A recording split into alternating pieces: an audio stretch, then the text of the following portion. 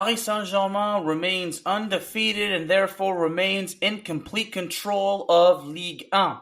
Ligue 1 competition continues to be somewhat interesting, but Les Parisiens don't seem to be in a position to where they are threatened in their position in first place. Ladies and gentlemen, welcome to Into the Net FC. My name is AlexAlKazzaz, and I'm also known as the Bear of Texas. And look at how the Ligue 1 season continues to play out. As I said time and time again, at this point, the competition doesn't really involve first place, but who will finish in the top three. Monaco seems to have fallen out of the top three because Nice is now up there. Olympique de Marseille remains in second, and they're doing their best to try to somehow, some way pull off somewhat of an incredible move and somehow threaten Paris Saint-Germain. Of course, Olympique de Marseille would love nothing more than to pull off the impossible, take first place, and win Ligue 1. Now, anything can happen because there's still plenty of football left to play, but Paris Saint-Germain maintains a 10-point lead over second place Olympique de Marseille. Well, speaking of Olympique de Marseille, well, they had a great game this week. My French compatriot in Los Angeles, Anthony, would honestly be very satisfied with the result because Marseille got a 5-1 win over Saint-Etienne. Well, in my case, seeing Adrien Rabiot score a goal, well, makes me happy. Adrien Rabiot has been doing fantastic for Olympique de Marseille. As far as I'm concerned, Marseille really is trying to somehow, someway stay in it because they seem so confident in themselves.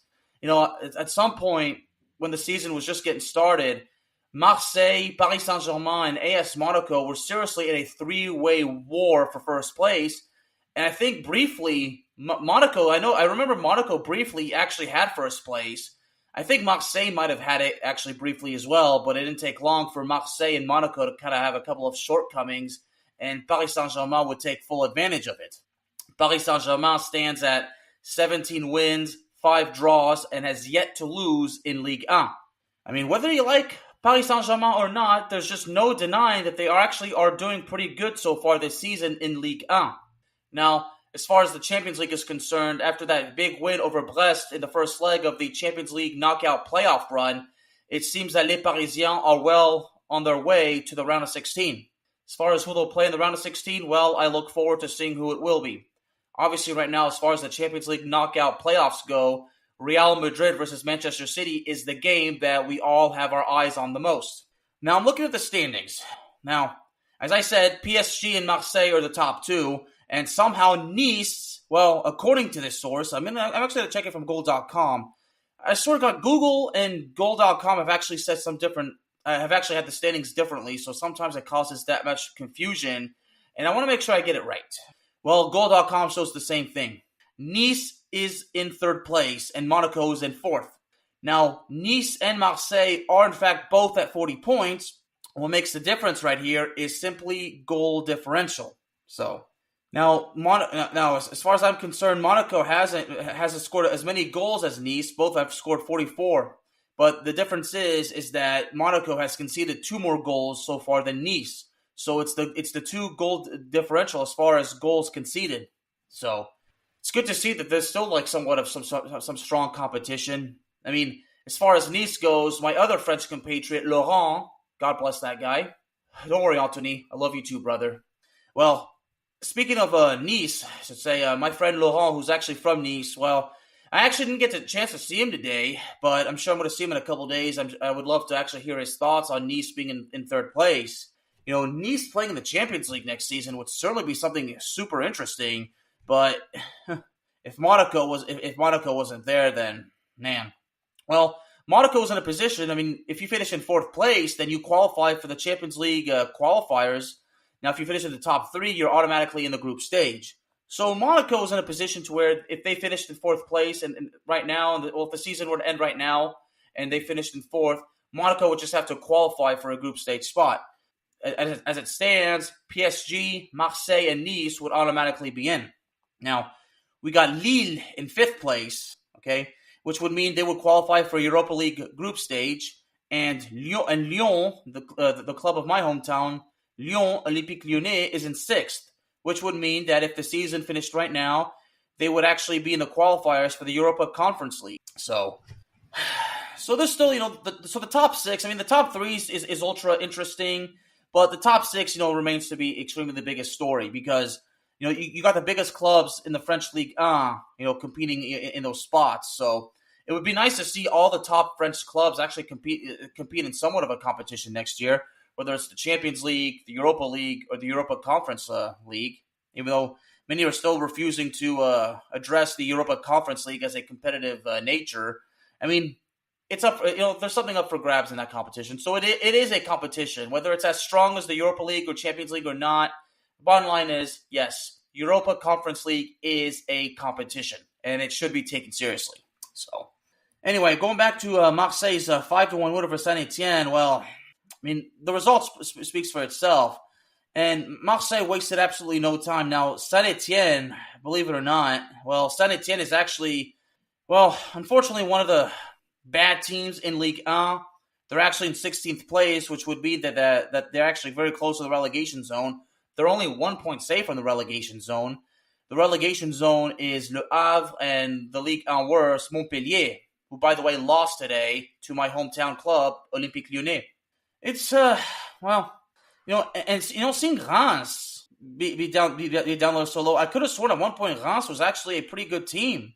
As far as I'm concerned, Reims has just been an absolute mess. I could have sworn Reims actually might have been in the top four at least at one point this season in Ligue 1, unless I'm just crazy, unless I'm just dreaming. But I'm telling you, I could have sworn. But Reims has just been on an absolute downward spiral. Reims actually just lost today to Angers. And then the previous week, that 4-0 loss to Lyon. I'm actually trying to figure out the last time Reims actually won a game in Ligue 1. Now, on the 14th of January, they actually pulled off that huge win in the French Cup round of 32, eliminating ASMonaco. But as far as Ligue 1 goes, I'm not sure exactly the last time Reims actually won a game. Man, I'm actually looking at it right now, man. I think the last game that Reims may have won in Ligue 1 may have been last October against Montpellier. Man, I think that's what the losing streak must have come to an end, because they were on a winning streak, but now they're on a losing streak that I think dates back to October, and this is strictly in Ligue 1. So I'm trying to scroll through it just to make sure, but yes, I think the last time Reims won a game in Ligue 1 was last October. And again, I could have sworn that they were actually one of the top clubs when the season was just getting started. But if that's the case, if I remember correctly, unless I'm getting them confused with another club, well, clearly I'm just out of my mind.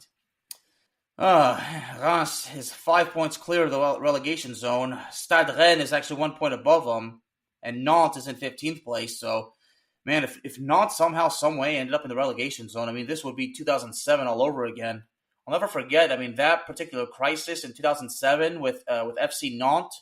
I think in that season they were relegated for the first time in 56 years in 2007.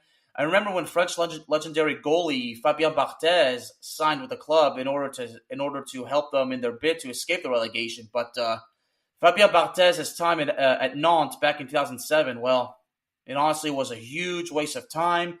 Barthez coming out of retirement to help the club. Barthez was never really... Barthez, you could tell that he was just not in a good place at that point. If I remember correctly, he had conceded 23 goals and 14 starts.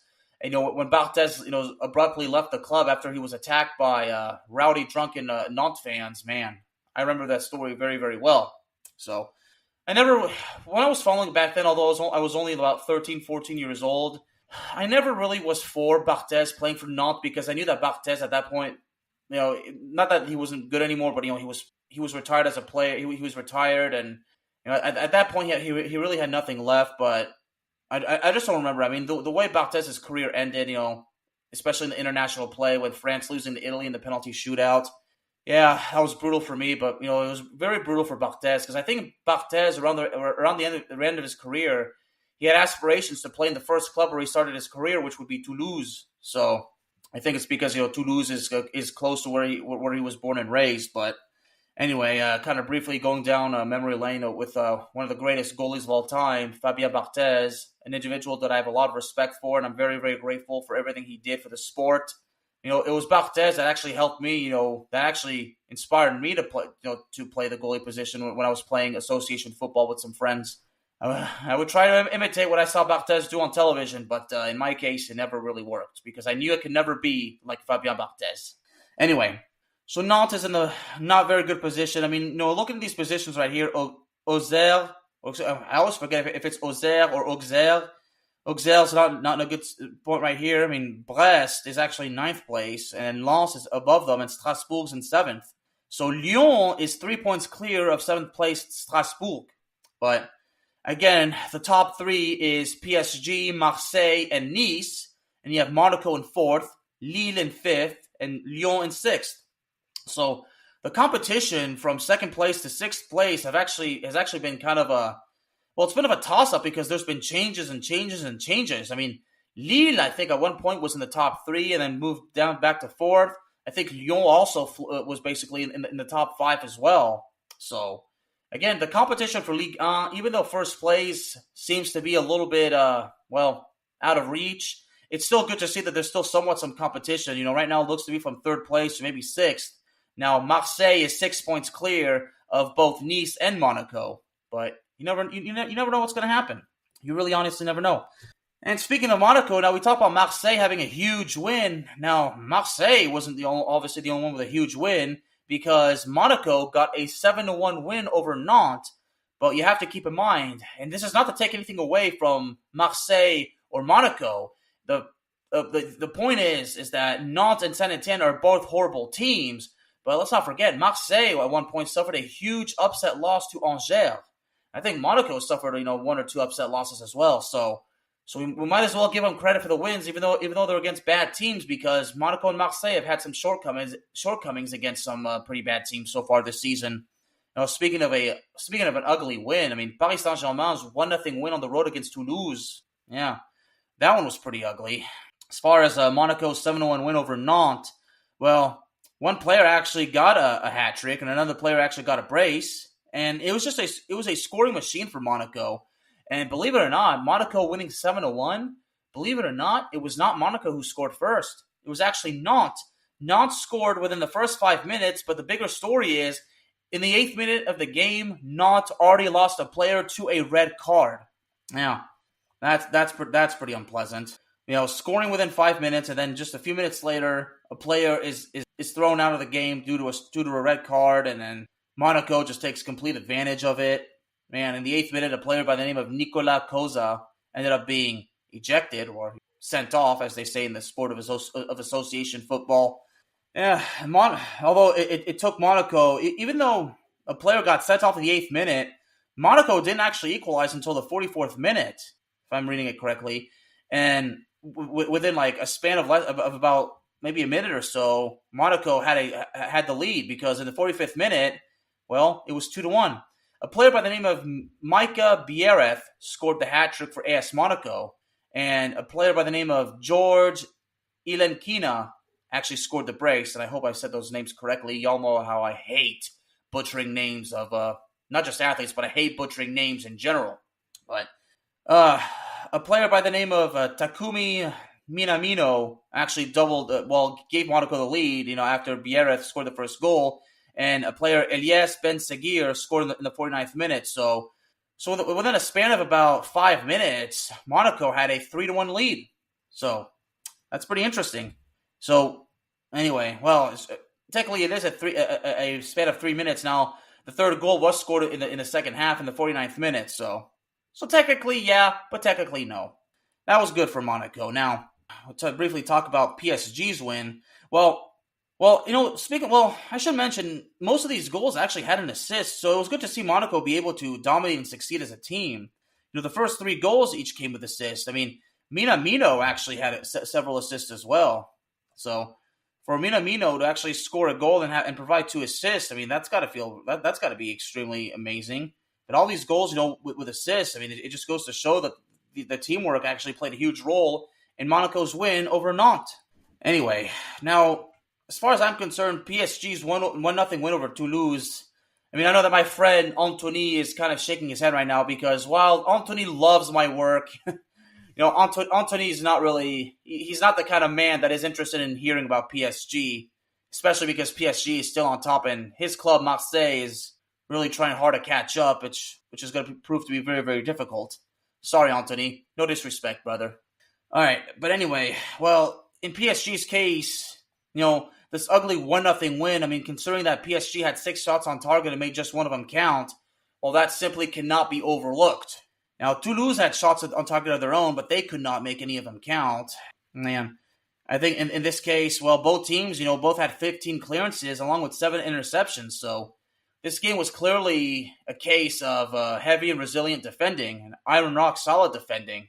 But and the Toulouse goalie making 5 saves and 4 by the PSG goalie. And now I want to take a look at the lineup because I'm sure the Toulouse goalie, I've spoken about him here before on this program. Must be that youngster I've been talking about. Yes, although he actually ended up being substituted out. So Guillaume Rest actually is that goal that I talked about before, but he ended up actually coming out of the game. I'm really curious to know what happened. The 19-year-old came out of the game, and I would assume maybe it was an injury. I'm not sure, but I'm curious to see how many saves he had in this one, because especially if he got out of the game in the 43rd minute, then I'm not sure exactly what to expect. Now, as far as I'm concerned, in the PSG goalie, it was not. Excuse me, almost kind of got the goalie wrong. Almost got mixed up, confused for somebody else. Donnarumma didn't actually get the start in this one. As a matter of fact, Donnarumma wasn't even on the bench. So, well, he's not on the injury list. Warren Zaire-Emery is actually on the injury list, so that has to be pretty concerned. But a PSG player that I've actually been that I've had my eye on as of late is Désiré Doué, a young striker who's actually been able to actually play, very, very respectively. I see the starting lineup. I mean, Ousmane Dembélé didn't even start this game. As a matter of fact, Ousmane Dembélé he was on the bench. He came in the 63rd minute. But the starting lineup, and especially in the front three for Paris Saint-Germain, was Doué, Barcola, and that Georgian player, which I'm not even going to try to say it because I don't know that I'm going to butcher it. But and Hakimi was actually the captain in this one, but I think in this game it was kind of smart to rest some of the starters, especially because there's the next Champions League knockout playoff game coming up. Even though it seems that Paris Saint-Germain has it well under control, it seems that somewhat of a precaution, was taking place. Now, as far as Guillaume Rest, I'm just not sure exactly what's going on. Again, I'm just seeing it right from here as I do this episode, so I'm quickly looking it up, but I don't see anything. Honestly, nothing's pulled up. So, well, yeah, nothing. Honestly, absolutely nothing. So, man. Yeah, there's no stories about it, so I'm not sure exactly what happened with the Toulouse goalie, but anyway, a total of 5 saves was made by the Toulouse goalies. I don't know if it's combined or with whoever came in, but anyway, yeah. So there's obviously the mystery involving Toulouse with the goalie position. So again, I'm not sure what happened, but it was actually midfielder Ruiz that scored for Les Parisiens. That was pretty much it. Scored in the 52nd minute, and Toulouse was never able to respond. Yeah, PSG's win was pretty ugly. Now, definitely excited to talk about Lyon's 4-1 win over Montpellier. Well, Lille got the 2-0 win over Stade Rennes, and the 2 goals were scored within a span of about 6 minutes because Lille didn't take the lead until the 88th minute, and a few minutes later they doubled it to seal the deal. Lille versus Rennes. Well, that's always interesting. Obviously, Lucas Chevalier got the start, so I'm actually curious to see how many saves he got in this one. I pull it up. Well, Lille has actually been pretty... Lille is already in the Champions League round of 16, so it would actually be incredible if Lille was able to make a deep run in the Champions League, and if Lucas Chevalier was a huge part of it, making save after save after save after save, well, it would certainly boost his career because the bigger clubs are going to be basically begging for him to, begging to sign him. So, anyway, I've got it pulled up. Well, actually, Lucas Chevalier did not make any saves. The Stade Rennes, Samba, the goalie for Rennes, Samba, actually made 5 saves total. So, I believe, Bryce Samba, who actually has represented the French national team before. So, well, Bryce Samba made a total of 5 saves, and, well, certainly did his best for the club, but the club really could not respond, from anything after that. But I'm actually surprised that Lucas Chevalier didn't make any saves. Now, Stade Rennes' defense was actually pretty respectable. 17 clearances, 6 interceptions, 9 clearances by Lille, and 4 interceptions by the Lille defense. But as far as shots on target, well, the problem is, here's the reason why Lucas Chevalier did not have any saves. It's because Stade Rennes did not have a single shot on target. Did not have a single shot on target, while Lille had 7 and made 2 of them count. So it makes sense as to why Bryce Samba had 5 saves and Lucas Chevalier had 0. Because Stade Rennes never had a shot on target. Man, it's unfortunate because seeing Lucas Chevalier make those fantastic saves, I mean, it's truly an absolute work of art. I mean, it's true brilliant talent. I mean, Lucas Chevalier is severely underrated, let me tell you. Severely underrated. Well, that's pretty much it for Lille's win over Stade Rennes. Now Nice over Le Havre. Don't really have anything to say about it, but Nice got the 3-1 win on the road, and this allows Nice to go in the top 3. But there's really nothing to say about this one, to be honest with you. I'm going to try to do my best, though.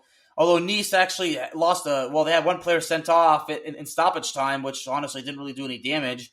Technically, Nice, took the lead in the 16th minute, and 2 minutes later, an own goal gave them a 2-0 lead. And even though Le Havre cut that lead in half about 10 minutes later, in the 4th minute of stoppage time, Nice, made it 3-1. So this was kind of a back and forth sort of thing.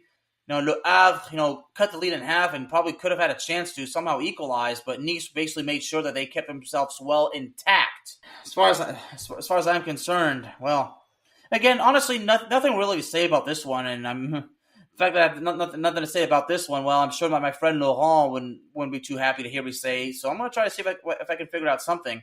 Well, here's something interesting, actually. Nice actually it was not the club that had more shots on target. As a matter of fact, they only had 3. And technically, they made 2 of them count because, the own goal doesn't really count as a shot on target. But Le Havre had 4 shots on target, and they obviously made 1 of them count. But Nice basically making 2 out of their 3 shots on target count is actually very, very interesting. So I'm glad I came across that. As far as defense goes, Nice's goalie made 3 saves, and Le Havre's goal made 1 save. And again, kind of a case of some solid defending. Both teams registered 6 clearances, and Nice had 18 interceptions, while Le Havre had 15. So that's pretty much all there is to say about that one. Now, and of course, Angers with a 1-0 win over Reims. Definitely nothing to say about that. Auxerre and Brest finishing in a 2-2 draw. Nothing to say about that. But, of course, Strasbourg beating Lens. I mean, that's a little bit somewhat of a concern because, Lens actually at one point was actually one of the best clubs in the French League this season. But I think things have kind of gone downhill for Lens. I'm not sure where they are now. They're actually in 8th place, and Strasbourg is in 7th. So there's actually a tie between Strasbourg and Lens. And again, it's goal differential that makes the difference. So, man, oh man. Well, now we get to Lyon versus Montpellier. So in my case, the club of my hometown, we saved that for last. We saved the best for last. Well, you got to give it to Montpellier. At one point, it seemed that they had made the game interesting. Lyon took the lead within the first 3 minutes, and then about 35 minutes later, Montpellier equalized, and it was 1-1. But late in the second half, starting in the 50th minute, Lyon took control and basically did not relinquish at all. So at halftime, it was 1-1. And it was interesting to see that both goals scored in the first half, 1 goal by each respective team, was with an assist. So that's the art of teamwork when an assist is made. And every single goal scored by Lyon actually came with an assist, believe it or not. Now, Lyon regained the lead in the 50th minute. And about 3 minutes later, they doubled their lead. And then 20 minutes later, they scored their 4th goal, and that was it. Kind of seemed like basically in the 53rd minute, it would seem that would be it then. But no, Montpellier actually had all the time in the world to not only come back to equalize, but also possibly score the game winner. But Lyon made sure that did not happen, ladies and gentlemen. Well, both teams had 2 shots on target. Well, excuse me, actually, shots off target. I just hope I didn't get that confused with anything else. There was 2 shots off target by 2 from both sides. Because I was going to say, how in God's name did Lyon score 4 goals and only have 2 shots on target? No, Lyon actually had 6 shots on target and made 4 of them count. And Montpellier had 4 shots on target and, of course, made only 1 of them count. Montpellier, to their credit, though, had more counterattacks with 3, while Lyon only had 1. Well, the Lyon goalie had 3 saves, while the Montpellier goalie had 2. Well, only a combined 4 clearances by combined 3 for Lyon and 1 by Montpellier. But the interceptions is the big picture. 38 by Lyon and 24 by Montpellier. Man, so despite the low clearances, I mean, the intercepted passes, well, I mean, that speaks for itself. And despite all those intercepted passes, very little counterattacks as well. So Lyon basically had this one all figured out. I mean, well, at least for a while, I mean, it kind of looked as though that Montpellier could have made it interesting, but again, that didn't happen. But Montpellier, unfortunately, well, they're buried at the very bottom of Ligue 1. Well, I mean, they're only about 6 points clear of the relegation zone, but I mean, that really doesn't do them any favors. We don't really know what to expect. Coming out. I mean, if Montpellier actually somehow, some way found a way to escape, I mean, that would certainly be a story. But then again, speaking of relegation, I mean, Lyon is still facing all that trouble because of some sort of well, I forget exactly what it was. Something with financial situation about Lyon. So I think that and there was that one that if Lyon did not resolve the situation by the end of the season, they would be automatically relegated, regardless of how they finished. So. Yeah, as far as relegation, I mean, I never did an episode on that particular situation. I was actually talking to my friend and my mentor, Mr. Steve Adams, about it, and he agreed that we should wait to see how the whole story plays out before we do the episode on it. Now, one thing I regret is the whole situation with Bordeaux. I never did an episode on that, which I really kind of regret. Now, back in November, ESPN reported that Lyon had been handed a provisional relegation along with a transfer ban. So, yeah. That actually just caught me completely off guard, man. So basically said unless the finances drastically improve, I mean, especially because now they're on a transfer ban, man. Seeing Lyon in League 2, I mean, as a native Lyonnais, it would certainly break my heart. But if Olympique Lyonnais put themselves in this position, well, at the end of the day, I really honestly just I can't argue it. I really just cannot argue it. So. Now, before I take a look at take a look at the top scorers. Once again, the Ligue 1 table, PSG is in first place with a 10-point lead over second place Marseille. Nice is in third, and along with Monaco right behind them. And you have Lille in fifth and Lyon in sixth. So the top 3 is interesting. The top 6 overall is the big picture, obviously, but. Seeing the top clubs in France, somehow battle it out for something, that keeps the story going. And now to take a look at the top players. Now, I know that Ousmane Dembele remains as the Ligue 1 top scorer at the moment with 16 goals. And Mason Greenwood is in 14th place with Jonathan David in 12th place. And you have Bradley Barcola in 4th. Seeing 2 PSG players in the top 4 doesn't surprise me. A player by the name of Ajorc actually is in 5th place with 10 goals. So, the top 10, really looks interesting, but it's obviously the top 3, the top 4 rather. Well, actually, honestly, the top 3, that's the big picture. No disrespect to Bradley Barcola, but right now, it would be interesting to see if Bradley Barcola somehow, some way, started scoring more goals and he surpasses Jonathan David for 3rd place and somehow even catches up to Mason Greenwood. Well, personally, for Bradley Barcola, considering the super high potential future for this young player, I think if somehow Barcola started scoring goal after goal after goal after goal and actually took first place for the top scorer position in Ligue 1 and ended up winning the award, I mean, that would be a hell of a story, and that would simply actually open more doors for him as far as opportunities go. It wouldn't happen immediately, but more clubs are going to keep an eye on them because, again, much like Lucas Chevalier, if Barcola continues to be so dominant, which I know that he will, clubs are going to be begging for him to sign with them. There's going to be serious competition. So, I mean, the likes of probably Barcelona, I'm sure several English clubs are going to take a look. I mean, the top clubs in Europe are going to be competing to sign Barcola along with Chevalier as long as things continue to go well for them, which I know it will. So, in Barcola's case and in Chevalier's case, if Lille and PSG respectively made deep runs in the Champions League and Barcola and Chevalier played huge roles in that, well, there you go. Then everything would kind of basically be out in the open and clubs would have to do their homework. Ladies and gentlemen, as always, you can find Into the Net FC on Spotify, Apple Podcasts, iHeartRadio, Pandora, and on YouTube. If you're listening on Spotify on your cell phone, please let me know your thoughts in the comments regarding the situation involving Ligue 1. Will PSG somehow, some way suffer a collapse and not win Ligue 1? Why or why not? Anything you have to say about regarding Ligue 1? I'm very curious to know. If you're listening on Spotify or on Apple Podcast, if you would please be so kind to please not only hit that subscribe button and that notification bell, but please also leave a 5-star review because they mean a lot and it's what helps the show improve and it keeps the show going. And of course, once again, it's back on YouTube. Just go look for Into the Net FC on YouTube. Yes, I'm trying again. So far, it's been pretty difficult, but I'm just refusing to quit. It's the love and support that just helps me keep going.